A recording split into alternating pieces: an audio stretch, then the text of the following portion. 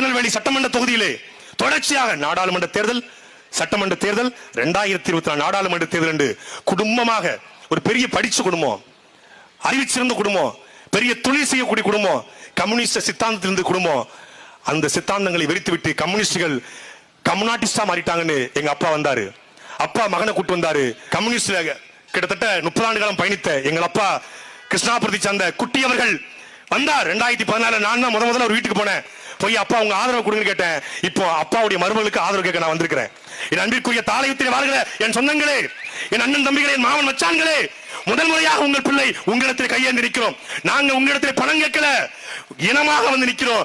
இந்த தாளையத்தில் வாழ்கிற மக்கள் தாளையத்தின் மொத்த ஓட்டும் விவசாய சின்னத்துக்கு விழுந்தது என்கிற வரலாற்றை பதிவு செய்ய வேண்டும். திருநெல்வேலி சட்டமன்ற தொகுதியிலே ஓட்டுக்கு பணம் கொடுக்காம ஒரு முதல் பெண் அழகமுத்து கோனுடைய நேரடி வாரிசு வேலுநாச்சியாருடைய பேத்தி சத்யா வென்றார் என்ற வரலாற்றை நீங்கள் படிக்க வேண்டும். நமது சின்னம் விவசாயி. ஓட்டு பாருங்க ஓட்ட, அப்புறம் பாருங்க நாட்டை.